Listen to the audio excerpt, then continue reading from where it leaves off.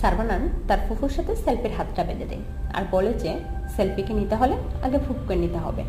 ফুফু বেচারি ভয়ে একটা টেবিলের তলায় লুকিয়ে পড়ে। মেয়েটা বলে, প্রথমে তো আমার কেস নিতে মানা করছিল, আর এখন আমার জন্য মারামারি করছে। ফুফু বলে, ও তোর জন্য মারামারি করছে না, তোর নামটার জন্য। ওর ছোট বোনের নামও সেলফি। সেলফি তোর মতোই একটা ছেলের সাথে 10 বছর আগে পালিয়ে গেছে।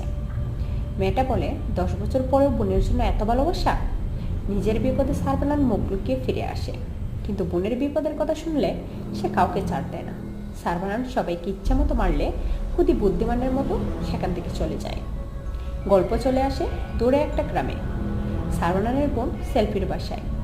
ছোট ছেলে সারবানান আর বড় মেয়ে শক্তিকে নিয়ে সেলফির সুখের সংসার।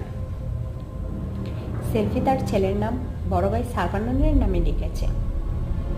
সেলফির স্বামীর নাম সন্তোষ, তিনি পেশায় একজন ইঞ্জিনিয়ার।